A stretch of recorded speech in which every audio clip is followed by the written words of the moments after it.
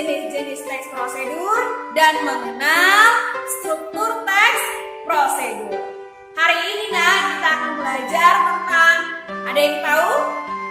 Iya, menyimpulkan isi teks prosedur.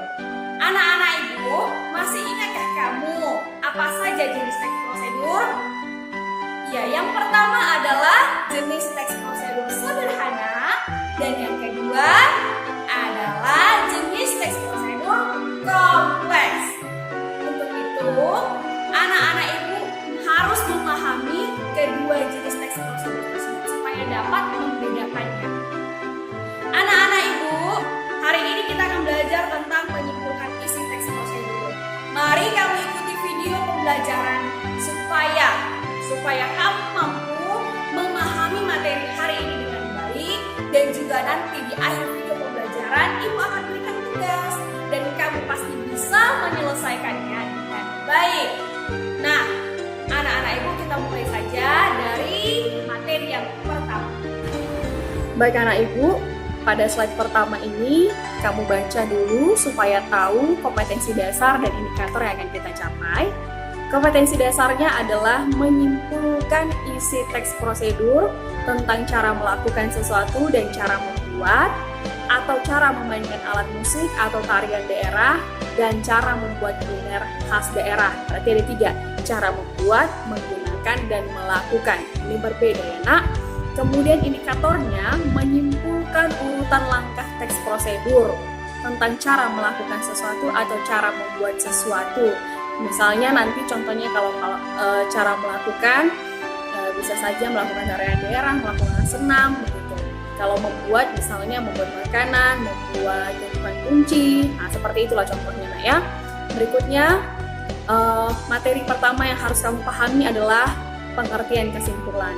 Kesimpulan adalah pendapat akhir dari suatu uraian berupa informasi seperti fakta, pendapat, alasan pendukung mengenai tanggapan terhadap suatu objek.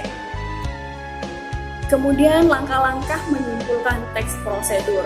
Kalau kita mau menyimpulkan sebuah teks yang kita baca, itu wajib membaca dengan teliti dan memahami keseluruhan teks. Ya, teks yang kita bahas hari ini adalah teks prosedur. Kedua, setelah itu kamu pahamilah isi dan tujuan teks prosedur tersebut. Ya, yang ketiga, setelah kamu pahami isi tujuannya, temukanlah gagasan pokok atau ide pokok dalam setiap urutan langkah teks prosedur. Untuk menemukan gagasan pokok, itu berkaitan dengan kalimat utama. Carilah peletakan kalimat utamanya di awal, di tengah, atau di akhir. Kemudian, setelah kamu temukan gagasan pokoknya dari setiap paragraf, kamu rangkailah menjadi sebuah uraian yang utuh dan jelas. Kamu gabungkan gagasan pokok dalam pengumuman tersebut. Paham ya?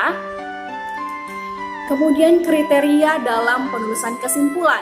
Yang pertama, kesimpulan itu berupa hasil analisis dari paragraf yang sudah dibaca. Kedua, kesimpulan menggambarkan isi dari paragraf. Yang ketiga, kesimpulan hanya berisi hal-hal yang ada di paragraf. Ada 3 kriteria ya, wajib kamu harus tahu. Kemudian, di sini ibu telah sediakan satu contoh teks prosedur.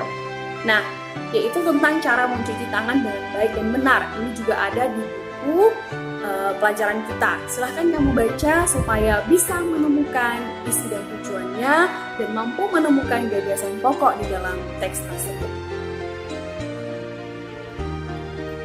Baik anak ibu telah menyediakan 4 pertanyaan untuk kita bahas bersama supaya kamu lebih paham bagaimana cara menyimpulkan teks prosedur.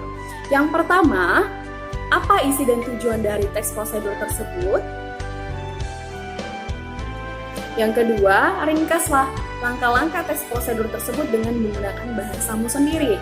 Yang ketiga, apa langkah-langkah tersebut bisa diperagakan? Berikan alasannya. Keempat, simpulan saran apa yang dikemukakan penulis dalam teks tersebut agar hasil bisa maksimal. Ya, yang keempat ini meminta simpulan. Ya, nah, yang pertama jawabannya Isi dan tujuan teks tersebut adalah tentang cara mencuci tangan dengan tujuan agar orang-orang dapat melakukannya dengan baik dan benar. Oke. Yang kedua apa jawabannya, Nak? Nah, Ibu telah sediakan di sini. Ringkasan langkah-langkahnya, basahilah tangan hingga pergelangan dengan air mengalir, kemudian tuangkan 2-3 tetes sabun, gosoklah telapak tangan, punggung tangan dengan sela-sela jari, pasangkan kedua tangan dengan jari-jari saling mengunci. Gosoklah ibu jari gerakan memutar, bilaslah dengan air mengalir. Keringkan dengan handuk dan tisu, gunakan handuk atau tisu untuk menutup keran. Jadi dia lebih ringkas lagi dari teks yang kamu baca tadi langkah-langkahnya ya. Ketiga, pertanyaannya adalah apa langkah-langkah tersebut bisa diperagakan? Pastinya bisa, ya kan? Jika kita ikuti urutan langkah-langkah kegiatannya, begitu. Pertanyaan keempat, simpulan saran apa yang dikemukakan penulis? Nah, simpulan saran pada teks tersebut adalah untuk menjaga kesehatan dapat dimulai dari mencuci tangan sehingga bisa terhindar dari berbagai penyakit, begitu ya. Baik anak-anak Ibu, untuk tugasnya silahkan Google Classroom. Kamu bacalah satu teks prosedur cara membuat angklung dari buku Marbi penerbit Erlangga di halaman 75, dan kemudian nanti ada pertanyaan yang Ibu sediakan ya berkaitan dengan teks tersebut. Pastinya tentang menyimpulkan teks prosedur tersebut. Oke anak-anak Ibu, demikianlah pembelajaran kita hari ini. Semoga kamu mampu memahaminya dengan baik. Silahkan kamu kerjakan tugasnya dan juga kumpulkan tepat waktu. Tetap jaga kesehatan di rumah anak-anak Ibu karena kesehatan itu adalah yang nomor 1.